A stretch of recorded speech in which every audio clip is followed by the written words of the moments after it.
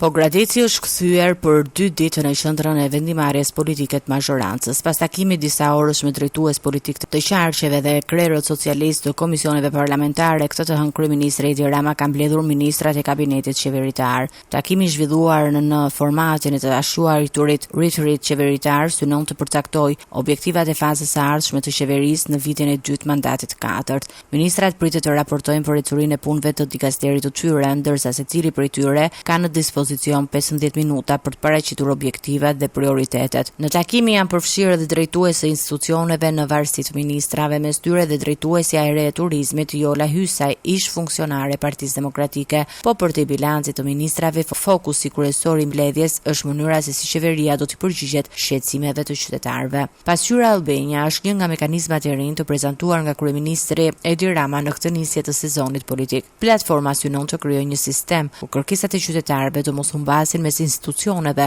por të mund të ndiqen në çdo fazë të trajtimit të tyre. Ajo do të funksionojë përmes 2 mekanizmave: Flamingo Albania, ku do të grumbullohen ankesat dhe problematikat e qytetarëve, dhe Radar, që do të shërbejë për ndjekjen e statusit të tyre në kohë reale. Ambicia e qeverisë është që një qytetar mund të ndjekë kërkesën e tij në mënyrë të ngjashme me gjurmimin e një pakoje postare, ndërsa informacionet do kenë të përcaktuara qartë përgjegjësitë dhe afatet për zgjidhjen e problematikës. Në këtë kuadër, Rama ka folur edhe për një qasje të re të komunikimit me qytetarët, duke lidhur atë me 2 dokumente strategjike të prezantuara në fund të korrikut. Besa, mbledhja e qeverisë vjen pas një sezoni politik të ngarkuar për socialistët dhe protestat e zhvilluara përpara kryeministrisë. Por takimet e Pogradecit nuk pritet të jenë fundi i agjendës politike të mazhorancës. Në ditët e para të shtatorit pritet mbledhja e Asamblesë Kombëtare e Partisë Socialiste, ndërsa piknisja që shoqëron këtë mbledhje është nëse Rama do të paralajmërojë ndryshime në kabinetin qeveritar. Kështu, mes 2 ditëve në Pogradec, socialistët pritet të hyjnë në një sezon të ri politik, ku përballë objektivit për një administratë më të përgjegjshme ndaj qytetarit, qeveria do duhet të përballet edhe me sfidat politike të mandatit të katërt.